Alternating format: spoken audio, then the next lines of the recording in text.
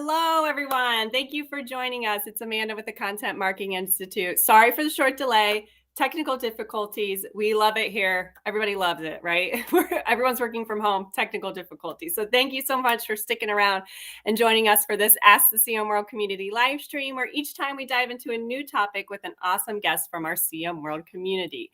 This live stream is brought to you by the Content Marketing Institute. We are the leading training and education organization for all things content marketing. You can head over to contentmarketinginstitute.com to learn more. We have all kinds of education there, webinars, ebooks, research, and of course, our latest, our daily news articles as well. And as you join us today, as always, please give me a little virtual wave, say hello, let me know where you are joining us from. You know I love to hear it. And as always, this makes for a more engaging live stream if we hear from you. So if you have comments or some questions as we go along, I know I have a lot of questions about today's topic, so please feel free to drop them into the comment section, and we would love to hear from you. All right, today we are going to talk about growth, marketing, and content. How would you like to drive user acquisition, keep your customers engaged, retain them, turn them into brand champions? That sounds great, right?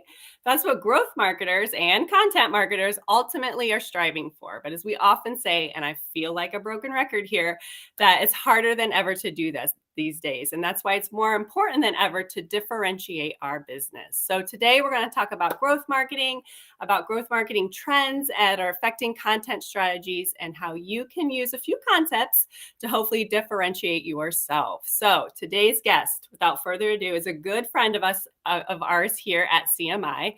John Hall is the co-founder of calendar.com and a strategist for the growth marketing agency Relevance. He's an author of the book Top of Mind. He's a keynote speaker. He's spoken at Content Marketing World several times. He's a top marketing influencer, writes and contributes for all kinds of publications, including Forbes, Harvard Business Review, Fortune, Fast Company, and more. Hello, John. Thank you for joining us. Hey, thanks for having me. It's always fun to be a part of your events. They're great events, and so thanks for having me as a guest today. Yeah, thanks for joining us. We have people joining us from all over here. We have Judy from Germany. We have Tara from Colorado. We have Andy, as always, from sunny Indianapolis. Michelle from Idaho. We have someone from Washington, D.C. So we have all kinds of people on Saudi Arabia, India, all kinds of people who want to chat a little bit or learn a little bit about growth marketing today. I love it.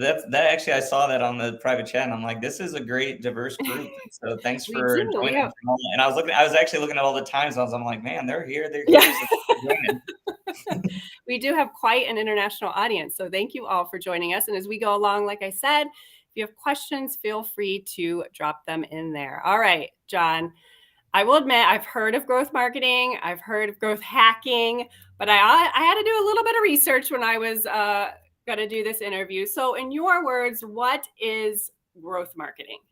I think there's different definitions. It was actually funny. I was looking up a definition earlier, which was the very like Wikipedia. It's like it's a subfield of marketing focused on the rapid growth of a company. I think that, like, in reality is that we look at it in a couple ways. One, growth companies, just marketing in general. Sometimes where you're growing fast as a company, you have to have marketing strategies that are unique to a growth company. So that what I would say is that's marketing for a growth company, which to me, growth marketing, what we at least try to do is you're doing marketing activities so that you're able to differentiate yourself among others in your industry and grow faster. So that's at least our definition, is this kind of like this. It's actually pretty funny. We just got shirts that have dragon fruit on it at Relevance, and people were like, why would you have dragon fruit? And the reason why is because we look at marketing as apples to apples, and a lot of times it's like you do this practice where you build links or source this content, and across it's apples to apples. Well, what we try to do is we try to bring dragon fruit into the mix and market in a way that is different, that's unique, that helps you grow faster than others. And that's what a lot of the fastest growing companies are doing. And so, I think there's a loose definition across the board on what growth marketing is and growth hacking and things like that. In general, what I try to do is I try to align marketing strategies to grow faster than others in your industry and to grow at an exponential rate that is faster than your expectations or what others are doing in the industry. So going along that, how does content play into that strategy? Yeah, so it's actually I got made fun of last week about this. They one of my team members says that I speak in Venn diagrams sometime, and that's to me how my brain works as a growth strategist. Is that I feel one of the biggest ways to really nail your growth strategy is by aligning strategies or content strategies. So, like for example, with what we do at Relevance, there's three buckets. So there's thought leadership, which is like getting content on site. And that's also a very loose definition of what thought leadership is. But for us, it's being a true leader of thought on your site and then externally. Then you have another Venn diagram of, let's say, PR and influencer marketing, where people are drawing attention to your content and highlighting what the company's doing. Then another circle is SEO. And the whole time when you look at distribution, SEO is a big factor with thought leadership and PR. And so the whole time you're optimizing. So if you look at that Venn diagram, you have one in the thought leadership bucket, you have one in the PR bucket, and then influencer marketing bucket. Then you have one on the SEO bucket. Now, if you can get that middle and align strategies there, you're going to grow faster. And so that's where I like when a lot of companies are like old school companies are very siloed. It's like this part of the business is over here, this part of the business is over here, this part of the business is over here. And it's so siloed where that's where you lose growth opportunities. You basically are in this like corporate atmosphere where you can't move as fast as you should. So I would say that for when you look at how growth marketing ties into content, I would say think about what are the things you're doing to align so that everything's playing and working together. One of the things in one of my speeches that I do with the content strategy is that we do a RACI matrix where if you see me speaking last year, I mentioned this is that you don't have to keep an updated RACI matrix. And what that is RACI. So it's basically a matrix where you have the people who are doing things at the top. So let's say your CMO, your marketing director, even a vendor might be at the top. Then on the side, you have tasks. So you have like create thought leadership content here from these three leaders. This is what's developed on a site. The next thing is, this is what we're pitching out. So pitching out content, getting in places like Content Marketing Institute and places like that. That's kind of what a RACI matrix layout is. So to sum this up is that that's an example of how you can align strategies amongst your team with tasks. And as you're drawing in that matrix, you're saying, here's who's accountable. Here is who's driving this force. So that's where it's like D is like driver, A is like accountable. I can send you kind of what that looks like. But for me, the key thing is that you're aligning strategies across your content spectrum so that you can basically everything's playing towards each other. And as simple as it is, if you just do that, I'm not even saying pulling some magical growth hacking track. If you're aligning your strategies in the right way, you are going to grow faster than others because a lot of these companies have red tape. The team doesn't get along. There's all these different things that like prevent you from aligning that. So if you can do that, you're going to start moving faster and you create this engine. And that's why it's just so important to think that growth marketing mindset when you're doing a content strategy, because it's not rocket science, but if you execute it well, you're going to grow a lot faster than everyone else. That's great. And I kind of talked about this in the intro.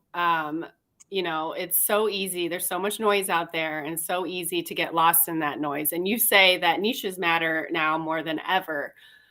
So what do you mean by that? And how do companies find those nuances that can separate their content from the rest of the pack? Yeah, I mean, I think so. The first thing when you're understanding a niche is understanding what everybody else does. I gave the example of law firms because my whole family is a bunch of attorneys. My dad, my brother, my best friend growing up, and I was describing that as to them. I was actually talking to my dad about it. Just like, look, the first thing you want to understand is like, what are others doing in the industry? So what is like, and I gave him the book example was written by Jason Hennessy, wrote Law Firm SEO. I'm like, look, these are strategies that are being used. So that's the first step to, when you're trying to dominate your niche is understand what everybody else is doing with that competitive analysis and also just looking at what are practices. Then the next layer up is how are we going to differentiate ourselves above that? And so, you don't want to copy what everybody else has done, is doing with their strategy because you're not going to differentiate it. So once you kind of learn that, you figure it out and you want to kind of, you basically want to I would say look at what they're doing, and I don't want to say copycat, but you want to check the boxes on certain things. If they have certain guides and certain things on their site that are in line with what you want to own, then you do have to do that, because Google and other things are going to look at differentiating factors. And if you're missing a bunch of content, they're going to be like, wow, this is something that it's once again, it's not even apples to apples. You're below the line, so you got to make sure you get your best practices down. Then it's like then adding the dragon fruit. Now I know that was a crazy. For some reason that was just in my mind because I wore the shirt this weekend. But you got to think about what is going to be that dragon fruit. And you look at where there's gaps. Like, so for example, a lot of times it's in outbound or external strategies, because a lot of people can do on-site stuff well, because you don't really need to have certain relationships. You can be a strong writer. You can read CMI and other resources and understand on-site content. Off-site takes relationships. And so that's something that, like, we spend a lot of time, like, obviously we're a growth marketing agency, but we have to spend a ton of time on those distribution relationships, because that is one of the differentiating factors is that. And so what I would tell you is, if you're looking at taking over a niche, what are you doing to form partnerships where you guys are looking out for each other? So do all your partners know that are not competing for the same keyword? Like, I was actually just talking to a new friend last week, where he's in the growth marketing area as well. And I was like, hey, what are you trying to go after? And he's like, well, we're going after these types of keywords. And I was like, oh, okay, well, this is what we're going after. And it was like, great, let's build together. And so, like, you can take over this part in a niche. I'll take over this part. So when this topic's on your site and other places, like, source our content. When we're doing the same thing and we're going external and pitching relationships, we're going to be sourcing your content. So that's a natural way that you can expand beyond your on-site content to differentiate yourself. And a lot of your competitors aren't playing that nice with the partners out there. So that's just one example of some stuff you can do to differentiate. And I think that we've come across this evolution where content was king/queen. Just back in the day when you created it, look at old CMI articles, and it's like content was king, queen. Then it went to distribution. In my opinion, is that there was so much content being created, then distribution became a factor. It's still a major factor. And then the next part of it is relevancy. That's why we bought relevance.com, is because I thought in the next 10, 20 years is that this is that next, or I would say the next 5 years, this is the trend. And so that's where you kind of start and you say, hey, look, our content, what are we doing here? As apples to apples comparison in the industry, checking our boxes, getting our ducks in a row. Then what are we doing to differentiate with distribution and relevancy beyond what other people are doing? And you can really make a pretty big difference, especially if you're doing what I kind of talked about in that first rant of aligning strategies. I love that relationship, the idea of that relationship, because like you said, I guarantee so many people I'm sure are afraid to do that. But I bet it can be so powerful if you do it right and have the right partners as well. If you're just joining us, we're talking to John Hall, a growth marketing expert here. And if you have any questions or comments, please feel free to drop them in the comment section here. All right, data. That is crucial, right, to growth marketing. So how can companies make sure they're tracking the right data points and making the right decisions from it? Well, one, I mean, there's a lot of great tools out there to use. So you have tons of, I mean, if you just look at the kind of CMI's list of different tools out there, but I mean, everywhere from MarketMuse, SEMrush to Ahrefs, like, there's so much really, really good data to choose from, so you can make informed decisions. Something that I like, this is like, we're testing out more products nowadays that come with this, is topical authority. And I'll just use like MarketMuse as an example, because they just came up. I was just talking to one of their founders the other day, where one of their focuses is topical authority. Is that based on where you're positioned in the industry, how can you go after things? Because old school tools, like if you look 3-4 years ago, if I like, for example, if relevance is going after the term growth marketing strategy or something like that, it's going to give me the data that is basically the same as if my dad looks it up as a law firm. And so you would think that that's like, oh yeah, like it's going to be the same John going after it with relevance as Bob going after with a law firm. It's not true.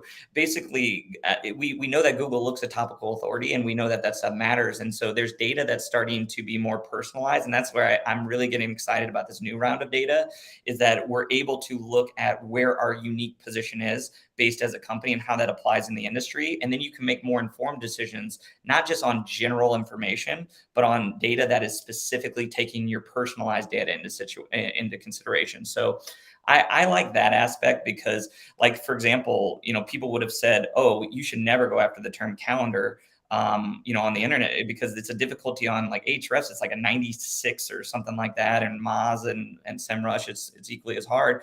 But we own the domain. We had a specific amount of content, and some other things in our, with our unique situation where if you type in, just test it out, type in calendar apps into Google or type in just calendar into Google, and you'll see we show up in top 5 where we had topical authority to do that. So that's why like the topical authority and the true thought leadership and influencer PR stuff is so important, because as you pivot, like let's say you try something new or launch a new product, or chances are it's going to be related. If you're like a business that manufactures tires, you're not going to be like, well, by the way, now we're making Cheetos. So it's like, so from a standpoint of like the tire thing, you're probably going to have like bigger tires or something like that. And if you have that topical authority and that investment, that's why like I just love organic growth investments, as opposed to like paid has its, I'm a fan of paid in the right moments and to do campaigns, but investment in organic growth, it just lasts and it gives you that top authority, so that if you do launch something new, you're going to be in a better position to have that landscape, that digital landscape, because of that topical authority. So that's why it's just so important that those first 3 circles that I was telling you about, is that if you align those 3, going after, for example, SEO terms will be easier. If you go in that bucket and you're like, hey, we need to nail this really well because we need to rank for these. If your PR thought leadership is in a good place, you're going to be able to go after terms a lot easier. And so, yeah, I mean, I love the data side of things. I get obsessed with it sometimes. And I think the personalized data, especially the direction we're going with AI and all that stuff, I think it will help us make more informed decisions. All right, John, lots of great stuff here, everyone. Thanks for joining us. So you say the most common thing you see with successful growth marketing companies, that sometimes the digital landscape doesn't quite represent the actual landscape. Yeah. So why is this happening? And, why is that so important to fix if you want to grow? Yeah, absolutely. By the way, I just realized this. I didn't even know what coffee mug I was drinking out of. That's just a funny coffee mug. It was in my office. Hold it, Goal keep the today, tiny. keep That is the my humans goal every day as alive. a day. Yes. Tiny humans alive. I just saw that and I was like, that's funny. So the Some days it's percent harder than others, right? it was this weekend. It was a tough one with Mother's Day. But the I would say that this actually is one of the most common things that I see, where like a brand is like, they're like, I think the example I gave when I wrote that article, oh, it was Tradeful. And like we were Tradeful is this e-commerce company that's in kind of the realm of like ShipBob and those things. Is a great technology for launching e-commerce products. And one of my friends is like, hey, you should invest and you should get involved in this company. And I was just like, I look online, and at the time they pretty much didn't even have a website. And I was just like, no, I'm not going to invest in a company like that. But then I met their CEO and I met like what they had going on. And I was like, oh my God, like their numbers were impressive. Their team was impressive. All this stuff was just like, oh my God, that's so cool. But their digital footprint didn't match what they were doing. And so like, to me, that was like wild. And now we did end up investing, and the company's doing great. And, but on that side of things, it just wasn't accurate. And that's a common thing that I see happening. I think you should always test, like legitimately go out to like friends and be like, hey, confidentially, I want to share with you, or I'm going to share with you some information, but I want you to guess where our revenue is at. Where's our profits at? How well do you think we do at this? How well do you think at this? And look online and give us a rating. And it's really funny to see what will come back sometimes, is somebody will be like, yeah, you've got like 5 people there, and it's you probably have like 5 million in revenue. And they respond, it's like, yeah, we did $400 million last year, and we have 200 employees. And it's like, wow, this is embarrassing. It's like your LinkedIn needs even update. Like, it's like from a standpoint of, or like when I look at that side of things, it's just, I would say like 1 out of every 3 conversations I have in a day. Now, granted, people are coming to me to get help, so that's, I'm biased, so I get it a lot. But I would say that from my standpoint, I look at that and I go, this is just not fair. It's not good when you have an amazing company and amazing people, and it doesn't reflect that online. And so I tell people, focus on actually having an accurate portrayal of your company or ahead of the curve. You should, when we started my last company, I was like, let's try and get ahead of this. Like, I want people to think we're like $1 billion company when we're only making 10 million or something. And so I think that you want to look at the company and say, hey, if you are behind, then you need to say, what do we need to do to accurately portray and set up goals and say, here's where, we want to go with our digital presence. Because you have no idea how much it affects your actual revenue. This is a common thing that happens that people had, like, especially the last 2 years. Some people did really terrible during the pandemic. Others grew significantly. So they grew significantly and they're like, well, we did fine. But in reality, a lot of people are feeling the hurt right now because that some of the cash that was infused in the economy and things like that, they're starting to realize that that was a short-term burst. But they didn't invest in a long-term digital presence, that inbound cycle. And now the leads are slowing down a little bit, and they didn't spend the time to hedge against when those leads, went down. So I think I just tell people, do not, like, don't get cocky on your numbers because of short-term growth. Always have a pride and instill that in the company. Say, we want your mom, your dad, your friends to look when they're looking into our company to see natural press, to see us owning the terms. I love the idea that when we're trying to rank for things that we invest in, like Gab Wireless is a company we invested in, and that is a client of relevance. When you type in things like kids phone and things like that, like, I love talking about something we invested in. And then, like, with a friend like you, I'd be like, hey, type in kids phone and you'll see Gab as one of the top results. And that's a sense of pride that I have in the company, that I can easily tell a friend that it's an awesome company to invest in. And then they immediately search just what they're looking for, or, and they show up towards the top. So I would definitely say perception is important. And then also long-term brand value in your digital presence. It will help in a lot of different ways. Going back to the pivoting, when you pivot and have that topical authority, you'll be able to do a lot more. But then also just sense of pride in the company and an accurate portrayal of how you're doing. Yeah, that's fascinating that there's still people out there that don't quite get that, right? Like, your digital should be at a certain level and it's not. So that's just, in But this day and age, it's fascinating to me. I understand why sometimes, because, like, in that Tradewell example, they were doing ridiculously well. So, like, Yeah. it's like, I get it. It's like you only have a certain amount of people, but then and that's what I loved about them, is they, like, kind of raised their hand and was like, all right, we're at that level. We're at the level we need to, do this. And so they were smart about it. But I'm telling you, I talked to some, like, they were a good example of, like, they grew fast and then they got in the right time. Others legitimately have been in business for like 15 years and they still don't do it. And a lot of times it's like a family-owned business because they get in this groove. So I would just say, don't, do that test. And if people are like, look at your company as not being as successful as it is, put some money into actually investing in that and match the perception. And that's an easy way to do it, right? Get some friends and family to look at it. All right, John, great stuff today. Thank you for joining us. Where can people find you? Oh, I'm not hard to find. Like, I try not to be, like, my wife reminds me how I'm not cool like, in a nice way. She's like, you should always be available for people. And I try to be available. So if you just connect via LinkedIn, say, hey, I saw you on the CM World community event. And so just say that and I'll connect there. If there's something that I can be help, I always love pointing people in the right direction. So if you're like, hey, I need a resource here. Hey, do you know a paid company that does this? I love that, because it's like low hanging happiness fruit for me, because I love connecting the dots from you needing a resource to me having a friend in the industry, because it's like my like at this point in my life, like, that's the thing I love doing. So just connect and say, hey, here's my pain point. Here's, how you can help. Now, don't like say, hey, by the way, like, I want like 8 hours of consulting, here, this, Right. just say, get to the point and say, here's how you can help. And if I can help, I'll say, yeah. If I can't, so LinkedIn's a good one, or just go through one of our sites like relevance.com and calendar.com. I typically just address it to John, and it will get to me. All right. Thank you so much. And of course, contentmarketinginstitute.com.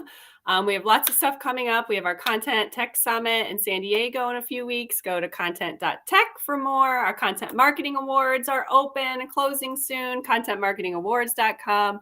as well. So, and you can find all that at contentmarketinginstitute.com. All right, everyone. Thank you for hanging out with us. Sorry we were a little late, but hope you have a good week and the rest of the day. See you, John.